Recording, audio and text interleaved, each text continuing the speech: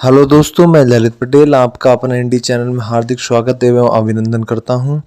आज के एपिसोड में हम आपसे दोस्तों इन मुख्य बिंदुओं पर बात करेंगे। ज्योति मौर्य और मनीष दुबे दोनों ही नाम ऐसे हैं जो किसी पहचान के मोहताज नहीं, बल्कि ये अपने अवैध संबंध और प्रेम प्रसंग को लेकर काफी चर्चाओं में रहे और इनका इतिहास काफी आरोपों से भरा हुआ है, जिन पर आरोप आलोक मौर्य ने लगाए और मनीष दुबे पर आरोप महिला होमगार्ड्स तमाम लोगों ने लगाए, जिनसे वो चर्चाओं में रहे और जिनके खिलाफ जांच हुई। आखिर जांच में मनीष दुबे दोषी पाए गए और उनके खिलाफ कार्रवाई हुई और वो सस्पेंड हुए।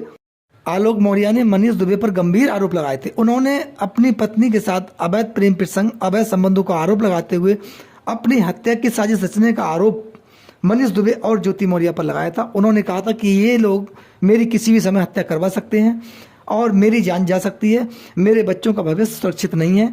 कहीं ना कहीं मनीष दुबे के चलते मेरा परिवार टूट गया है और मैं काफ़ी आहत हूँ।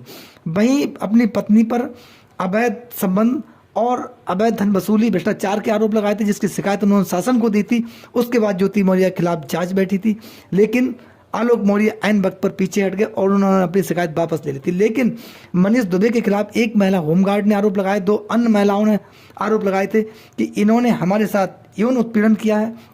तमाम ऐसे आरोप थे। उसके बाद मनीष दुबे की पत्नी तनु पारासर ने भी आरोप लगाए थे।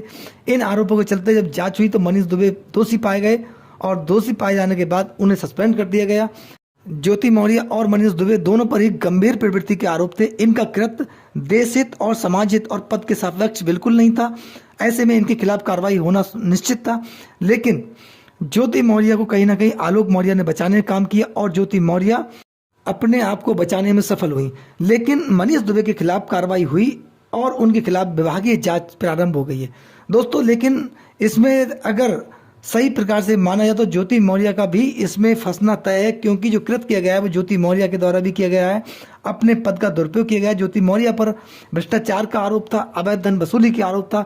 इसमें कार्रवाई जब जांच होगी और व्यापक रूप से जब जांच होगी, इसमें दोषी ज्योति मौर्य भी पाई जाएंगी, क्योंकि मनीष दुबे पर पद का दुरुपयोग करने, विभाग को बिना बताए, बिना छुट्टी लिए अपनी ड्यूटी से जाना, वही सेम आरोप ज्योति मौर्य पर भी है।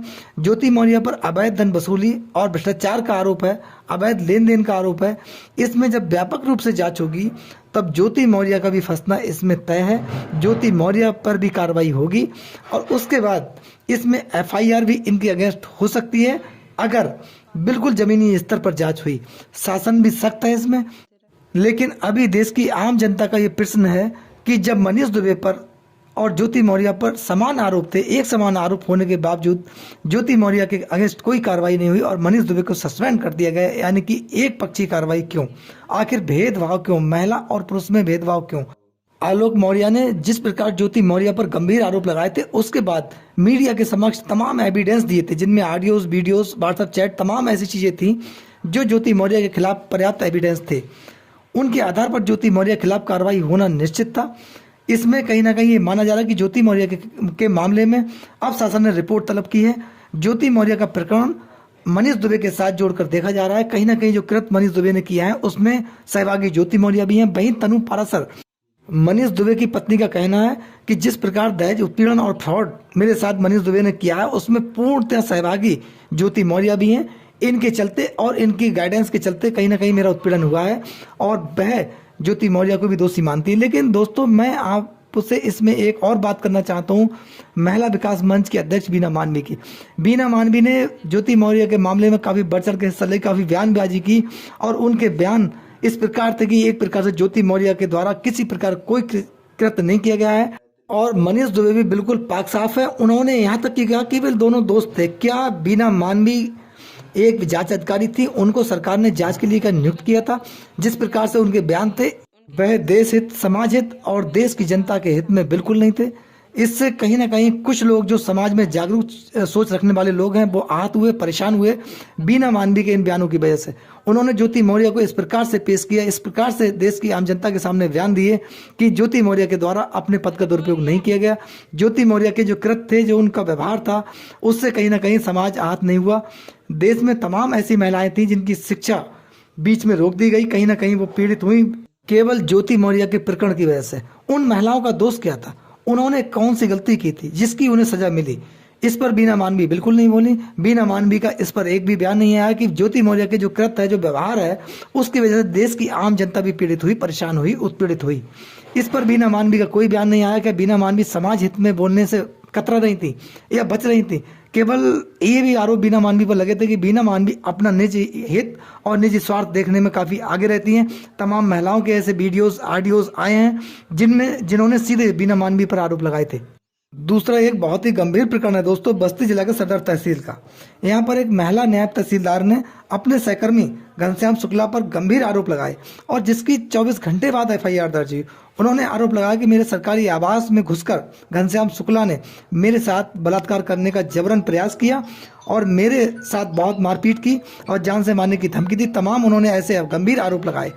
दोस्तों, सोचने की बात यह है कि इतने गंभीर प्रकरण में थाना पुलिस ने कोई कार्रवाई नहीं की जब तक पीड़ित महिला नायब तहसीलदार ने मीडिया का सहारा नहीं लिया, मीडिया के समक्ष नहीं गई।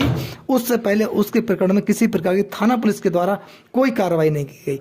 दोस्तों, ये बहुत गंभीर बात है कि एक महिला पीसीएस अधिकारी के साथ इतनी बड़ी घटना हो जाए और स्थानीय पुलिस निष्क्रियता से काम करे, उसके लिखित प्रार्थना पत्र देने के बावजूद भी एफआईआर 24 घंटे दर्ज ना हो, वह भी इतने बड़े गंभीर आरोप, इन पर पुलिस कार्रवाई ना करे, तब हम यह सोचने को मजबूर हैं, सोच सकते हैं, महसूस कर सकते हैं कि देश की आम जनता, गरीब पीड़ित लोग किस प्रकार से प्रताड़ित होते होंगे और परेशान होते होंगे।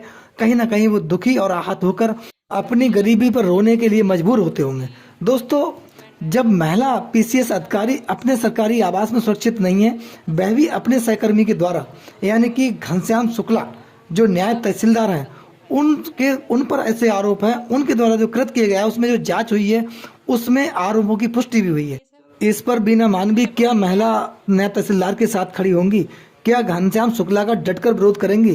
क्या बीना मानवी इस पर अपने बयान देंगी? दोस्तों, अब तक बीना मानवी का इस प्रकरण में 3 दिन बीत जाने के बाद भी एक भी बयान नहीं आया है। बीना मानवी उस पीड़ित महिला नायब तहसीलदार के पास बिल्कुल नहीं गई हैं और ना ही उन्होंने कोई किसी प्रकार का बयान दिया है। दोस्तों, हमारा एक प्रश्न है, जब ज्योति मौर्य, मनीष दुबे, घनश्याम शुक्ला जैसे तमाम ऐसे अधिकारी हैं जो इस प्रकार की घटनाओं को कृत्यों में संलिप्त हैं, उच्च पदों पर बैठे हुए हैं, इनके द्वारा इस प्रकार के कृत्य किए जाएंगे, तब देश की आम जनता, पीड़ित, कमजोर, मजलूम लोग जब जाएंगे, वो किसके समक्ष अपनी शिकायत रखें, कहाँ जाएं? ये बहुत बड़ा प्रश्न है।